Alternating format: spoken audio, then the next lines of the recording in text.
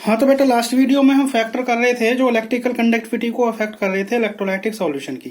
पहला फैक्टर हमने कर लिया था inter ionic attractions. Second factor था सॉल्वेशन ऑफ आयंस। ये दोनों फैक्टर हम कर चुके हैं। अब जो हम थर्ड फैक्टर करने जा रहे हैं इसका नाम है विस्कोसिटी। जो थर्ड फैक्टर हम करने जा रहे हैं third, this is viscosity of solvent. तीसरा जो फैक्टर है this is viscosity of solvent. इस विस्कोसिटी ऑफ सॉल्वेंट में बेसिकली जो देखा जाएगा इसमें सॉल्वेंट सॉल्वेंट इंटरेक्शन की बात होगी। किसकी बात होगी? सॉल्वेंट सॉल्वेंट इंटरेक्शन की। ठीक है, अगर ये सॉल्वेंट सॉल्वेंट इंटरेक्शन हाई होगा, स्ट्रॉन्ग होगा, तो हम बोल सकते हैं, लिख रहा हूं मैं, if this interaction is strong then solution will be highly viscous.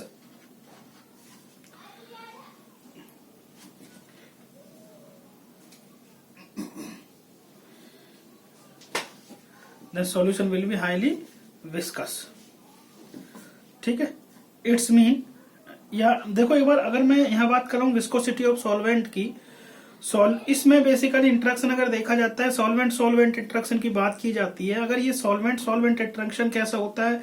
Strong होता है। देन हम बोल सकते हैं कि सॉल्यूशन जो है दिस इज हाईली विस्कस। अगर ये सॉल्यूशन हाईली विस्कस होगा, in this case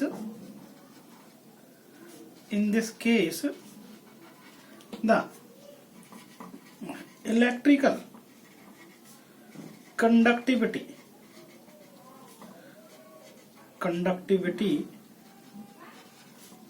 will be less. और इस केस में फिर क्या होगा बेटा? इलेक्ट्रिकल कंडक्टिविटी कैसी रहेगी? कम रहेगी। तो ध्यान रखना, सीधी सी भाषा में अगर हम कहें, सॉल्यूशन हाईली विस्कस में क्या होता है कि जो आयंस है वो फ्रीली मूवमेंट उनकी नहीं हो पाती है, और फ्रीली मूवमेंट अगर नहीं होगी तो वहां जो इलेक्ट्रिकल कंडक्टिविटी का केस होगा वो कैसा होगा बेटा? लेस होगा। आप इस तरह से भी समझ सकते हो। और एक्चुअल में इसमें इंटरेक्शन किसका देखा जाता है? विस्कोसिटी ऑफ सॉल्वेंट में सॉल्वेंट सॉल्वेंट इंटरेक्शंस देखा जाता है। ठीक है बेटा, तो देखिए फोर्थ फैक्टर जो है इसका, this is nature of electrolyte. Nature of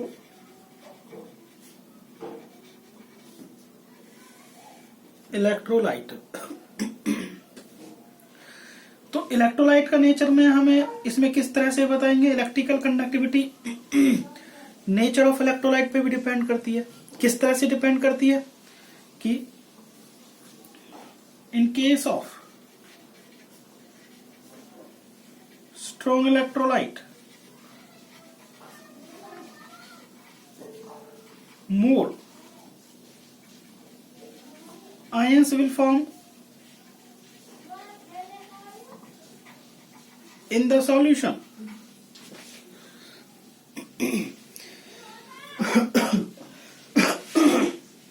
strong electrolyte के केस में क्या होगा बेटा? 100% डिकम्पोजिशन होती है आयंस में, पता होगा आपको। तो वहां आयंस कैसे बनेंगे? आयंस कैसे फॉर्म होंगे? मोर सॉल्यूशन के अंदर। Hence their electrical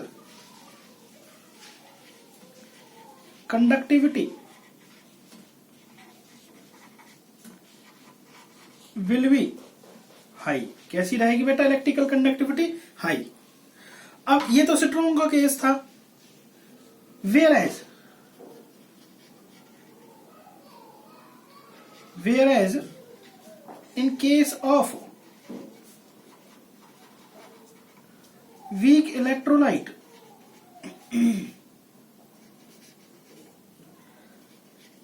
less ions are formed in the solution. Hence, their electrical conductivity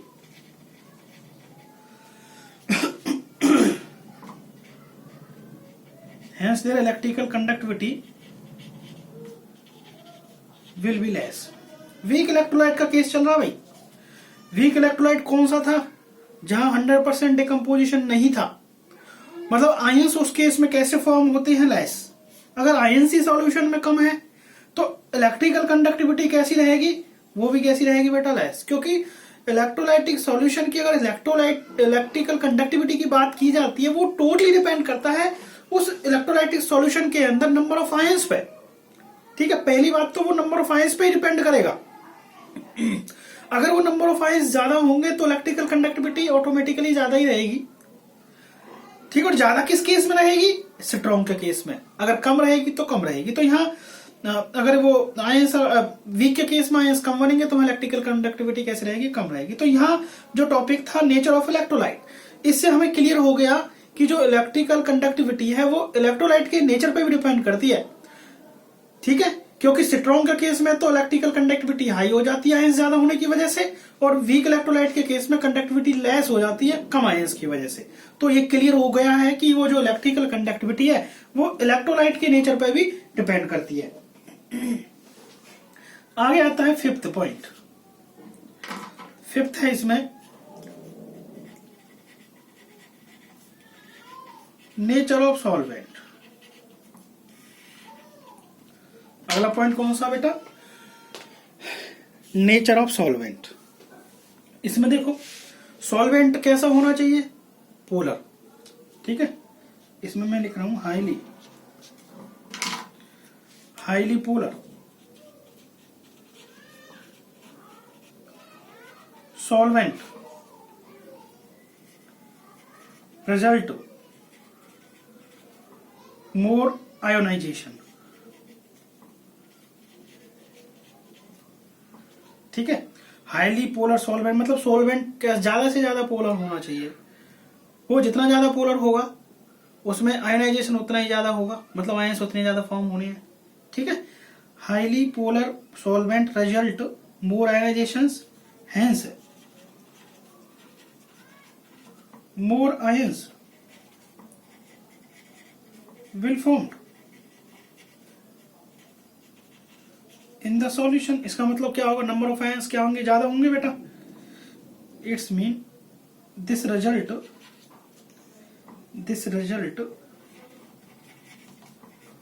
for more electrical conductivity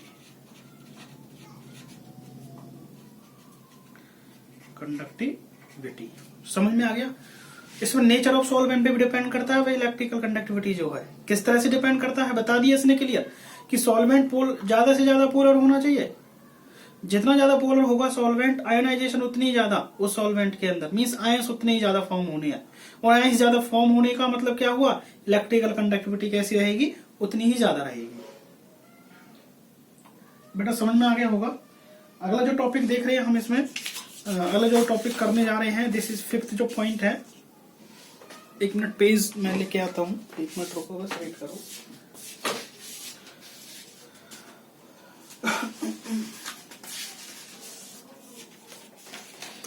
बड़ा समझ में आ गया होगा नेचर ऑफ सॉल्वेंट भी। अब मैं 6 पॉइंट की तरफ हम चलते हैं। वो आता है इसमें 6 पॉइंट टेम्परेचर।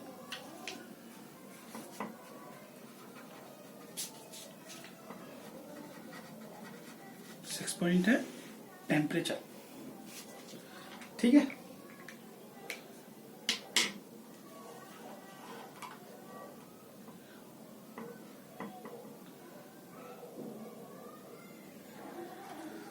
इसमें है as the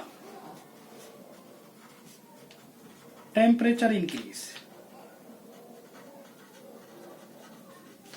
age the temperature increase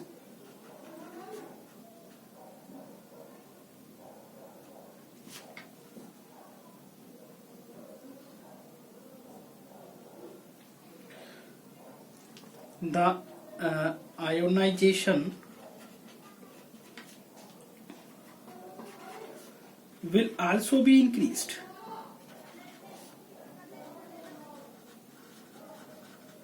ठीक है बेटा, बिकॉज या मैं लिख रहा हूं ड्यू टू डिक्रीज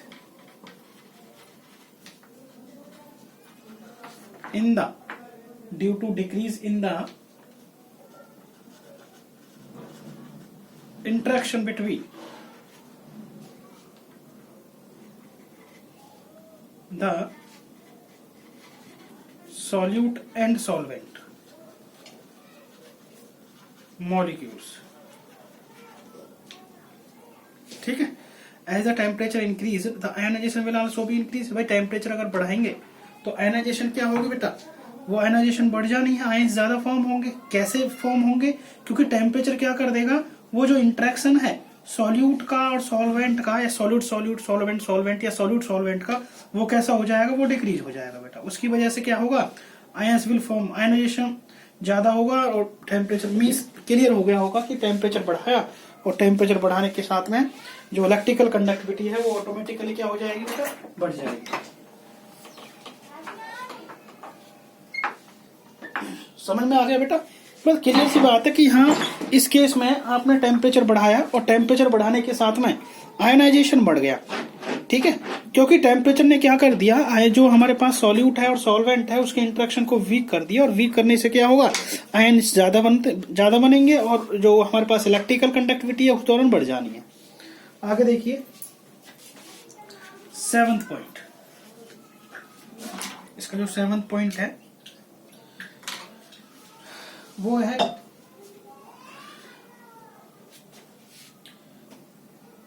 कंसंट्रेशन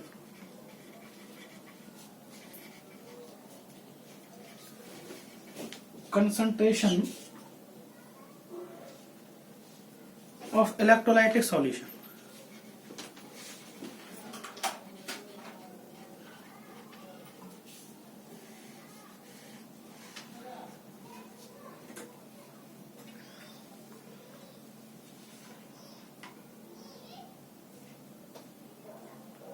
इसमें बताया है कंसंट्रेशन ऑफ इलेक्ट्रोलाइटिक सॉल्यूशन में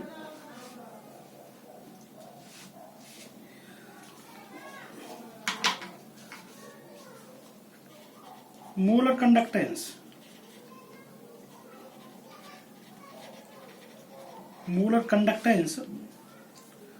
कंसंट्रेशन पर डिपेंड करती है इलेक्ट्रिकल कंडक्टिविटी, और उसमें भी पार्ट आता है molar conductance. Molar conductance means जो कंडक्टिविटी है अगर वो नंबर ऑफ मोल्स पे डिपेंड करे, it will be molar conductance.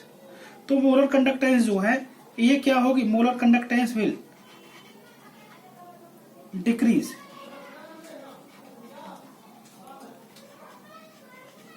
with increase in the dilution of solution। ठीक है, इसमें डायरेक्टली किसकी बात की है बेटा, मोलर कंडक्टेंस की, कि जो मोलर कंडक्टेंस है वो हमारा इंक्रीज होगा अगर हम डाइल्यूशन बढ़ाते हैं। क्या बढ़ाते हैं, डाइल्यूशन बढ़ाते हैं। डाइल्यूशन बढ़ाने का मतलब क्या है कि किसी सॉल्यूशन के अंदर सॉल्वेंट की मात्रा ज्यादा की जा रही, बढ़ा दी जा रही है। ठीक है, इसका मतलब ये जो हमारे पास increase in the dilution of solution का मतलब क्या है, डिक्रीज इन कंसंट्रेशन है बेटा, डिक्रीज इन कंसंट्रेशन।